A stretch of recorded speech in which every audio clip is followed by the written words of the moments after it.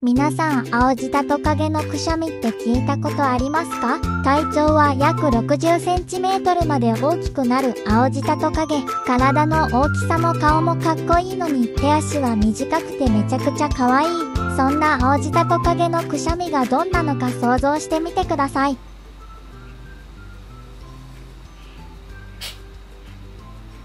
体はでかいのにくしゃみは可愛いギャップ萌えです。ちなみに溺れてないです。もうそろそろ水深の浅さに気づくと思います。